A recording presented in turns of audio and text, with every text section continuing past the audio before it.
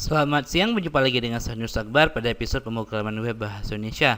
Nah, seperti janji saya pada episode sebelumnya, pada episode kali ini saya akan menjelaskan bagaimana caranya berinteraksi dengan database menggunakan framework code igniter dengan konsep MVC. Nah, sebelumnya saya sudah membuat sebuah database baru dengan nama databasenya latihan CI, dan sebuah barang dengan struktur tabelnya itu sangat sederhana, cuman kode barang, nama barang, dan harga. Nah, datanya saya juga sudah menginsert dua data sebagai contoh. Oke, seperti itu. Langsung saja kita praktek. Nah, untuk bisa menggunakan atau berinteraksi dengan database pada framework code igniter, kita harus memanggil library-nya dulu. Nah, jadi kita harus memanggil library-nya dulu di config. Di sini ada autoload, ya. Ada autoload library. Nah, di sini kita panggil database. Nah, seperti itu. Setelah kita panggil library-nya, kita setting dulu konfigurasinya. Di sini ada database.php. Nah, di sini kita bisa atur nih konfigurasinya.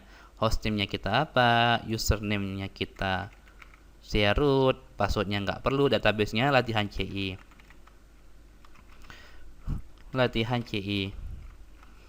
Nah, oke. Sekarang kita sudah kita sudah berhasil men-setting keperluan untuk database-nya.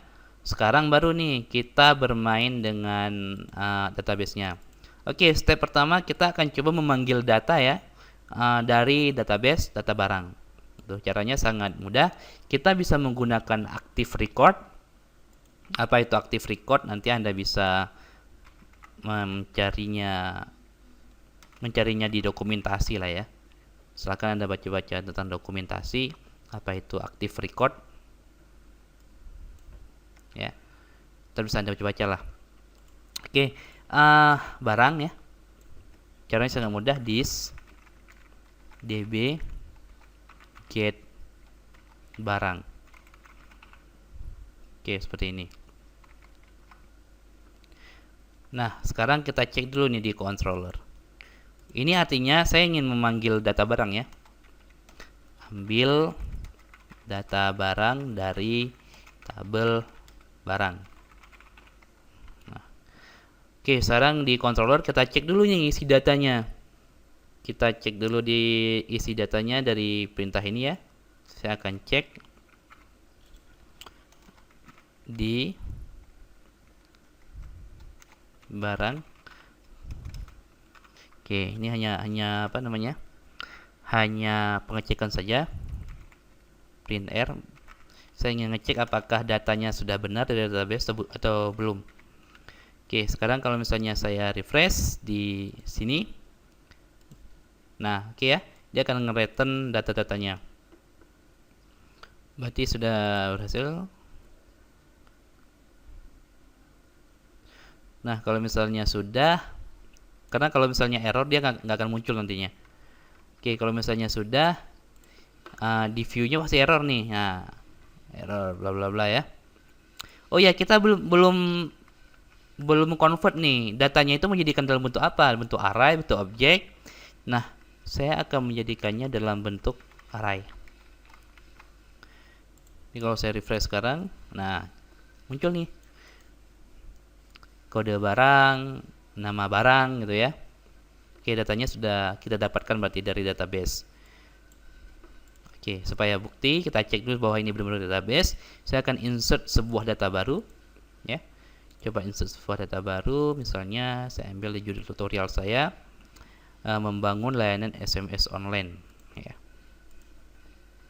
BR003 membangun layanan SMS online via SMS gateway. Harganya 145.000. Ya kan? Benar? Iya, benar. Kalau sudah saya klik go. Nah, kan sudah masuk nih datanya. Sekarang kalau saya refresh harusnya di sini nambah dong. Oke, kita cek refresh. Ini dia. Datanya sudah nambah, berarti data yang dikirimkan dari sini itu adalah benar-benar dari database. Nah, seperti itu. Oke, ini saya kopikan kembali Ini saya pindahkan ke sini. Dan ini saya hapus. Oke, sekarang kalau misalnya kita refresh lagi, wah, muncul error nih. Kita lihat apa katanya. Object of class std class could not be convert to string. Ya iyalah, kita belum lakukan looping untuk si datanya. Jadi nggak bisa langsung seperti ini kalau sekarang. Oke, jadi cara untuk menampilkannya adalah kita perlu cek nih objek yang ingin tampilkan apa. Misalnya echo sb diikuti dengan nama barang. Nah, sekarang kalau misalnya saya refresh, tuh muncul ya datanya. Seperti itu. Nah, tapi kan di sini tampilannya belum rapi nih. Supaya rapi kita bentuk dalam table aja ya, format table. Nah, jadi saya akan membuat tabelnya terlebih dahulu. Table, biasalah table HTML biasa. tr th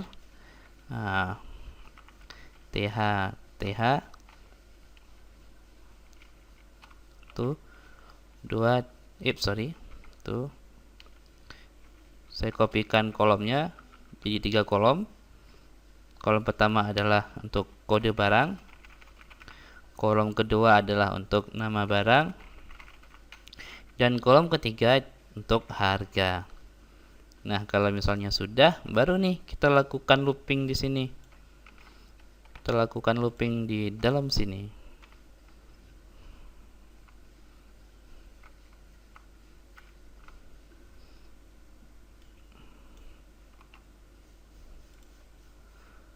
Echo tr, atau ginilah ya, saya buat struktur ini dulu.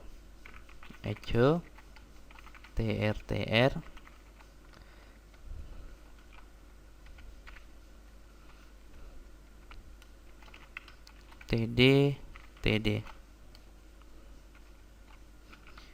3 kolom juga sama. Nah, supaya rapi saya enter ke bawah. Oke, jadi di sini kita akan tampilkan kode barang ya.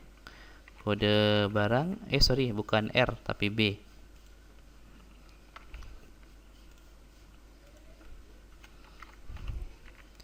B nama barang,